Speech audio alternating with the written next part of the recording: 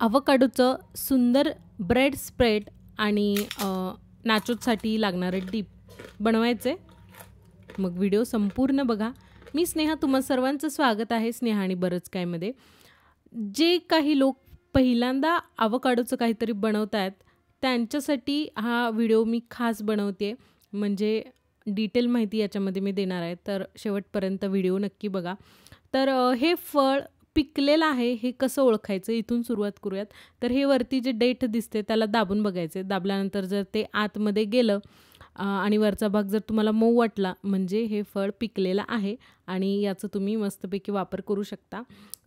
काही आपल्याला लागणारं साहित्य आहेत: चिली फ्लेक्स, ऑरिगॅनो, एक कांदा मी कट करून घेतला आहे बारीक एकदम, आणि अर्धा टोमॅटो कट करून घेतला आहे. तुम्ही हवं तर कोथिंबीर पण याच्यामध्ये वापरू शकता, पण मी स्किप केलं आहे. मी घेतलं आहे ब्रेड, ब्राऊन ब्रेड घेतला आहे. तुम्ही व्हाईट ब्रेड, मिल्क ब्रेड, कोणताही ब्रेड तुमच्या आवडीचा घेऊ शकता, कारण की आपल्याला हे अवोकाडो टोस्ट बनवायचे. तर कोणताही ब्रेड चालतो. आपलं नेक्स्ट इन्ग्रेडियंट आहे अमूल चीज स्प्रेड. तर हे घरी अवेलेबल होतं म्हणून मी वापरते. हे तुम्ही स्किप देखील करू शकता. 100% प्युअर मिल्कपासून बनलेलं असतं आणि हेल्थसाठी पण चीज चांगलं असतं. बरेच याचे फायदे पण आहेत, पण कोणतीही गोष्ट अतिप्रमाणात खाल्लेली वाईटच.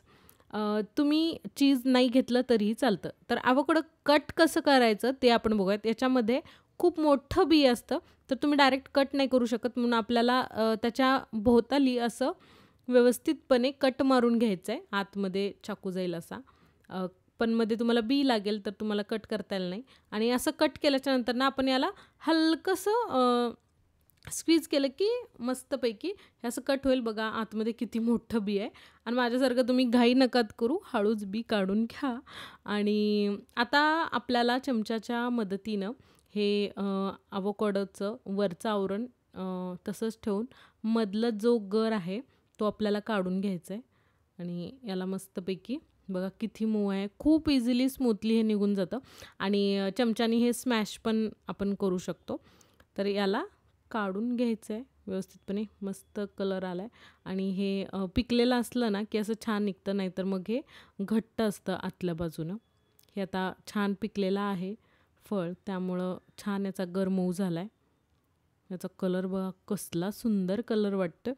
असो, तर याला आपल्याला व्यवस्थित काढून बारीक स्मॅश करून घ्यायचं आहे. चमच्यानंच मी याला स्मॅश करून घेते आहे. आपल्या साध्या चमच्यानं किंवा काटे चमच्यानं हा मस्तपैकी स्मॅश होतो. याच्यामध्ये आपल्याकडे जे चिली फ्लेक्स आणि ऑरिगॅनो आहेत ते आपल्याला याच्यामध्ये टाकून घ्यायचं आहे. तर तुमच्या चवीप्रमाणे, आवडीप्रमाणे तुम्ही टाकून घेऊ शकता. आणि आपल्याला थोडंसं मीठ पण याच्यामध्ये लागणार आहे. तर मी आधी ऑरिगॅनो टाकून घेतले आणि मग मला याच्यामध्ये चिली फ्लेक्स टाकताना आठवलं की माझ्याकडे एक ऑरिगॅनोचं पॉकेट आहे जे डॉमिनोजमधून आलं होतं आणि मला ते ऑरिगॅनो खूप आवडतं, म्हणून मग मी थोडंसं ते पण एक पॅकेट टाकून दिलं याच्यामध्ये. तर तुमच्याकडे जर पिझ्झाचे आलेले असतील पॅकेट्स तर तुम्ही याच्यामध्ये ॲड करून मस्तपैकी मिक्स करून घ्या. आणि थोडंसं मीठ ॲड करा. मीठ ॲड केल्यानंतर नाही याला छानपैकी मिक्स करा. आणि मग त्याच्यामध्ये आपल्याला ॲड करायचं आहे जे आपल्याकडं कांदा आणि टोमॅटो आहे तो. जर कांदा आणि टोमॅटो तुम्हाला नको असेल आणि फक्त एवढंच स्प्रेड तुम्हाला वापरायचं असेल तर तुम्ही वापरू शकता. यानंतरनं याच्यामध्ये मी अमूल चीज स्प्रेड ॲड करते. आणि अमूल चीज स्प्रेड तुमच्याकडे नसेल आणि तुम्हाला ॲड करायचं नसेल, तुम्ही नाही ॲड केलं तरी चालतं. माझ्याकडं अवेलेबल होतं म्हणून मी याच्यामध्ये ॲड करून घेते. 2 चमचे अमूल स्प्रेड मी याच्यामध्ये टाकलं आहे. तुम्ही तुमच्या आवडीनुसार कमी जास्त करू शकता. आता आपण जे ब्रेड आणलेत त्याला आपल्याला छानपैकी टोस्ट करून घ्यायचेत, म्हणजे भाजून घ्यायचेत. तर बटरच्या जागी मी तूप वापरते, तुम्ही बटर वापरू शकतात. तूप वापरलेलं कधीही चांगलं. तर मी ब्राऊन ब्रेड घेतलेत म्हणून हे ब्राऊन दिसत आहेत. तुम्ही व्हाईट पण घेऊ शकता.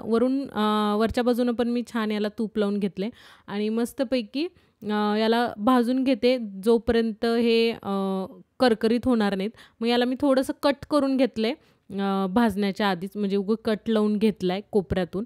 आणि म्हणजे जेव्हा हे कडक होतील तेव्हा हाताने मोडलं की लगेच त्रिकोणी याचा शेप बनेल. तुम्हाला शेप वगैरे काही द्यायचा नसेल तर डिरेक्टली तुम्ही एका पीसवरती लावून पण याचा वापर करू शकता.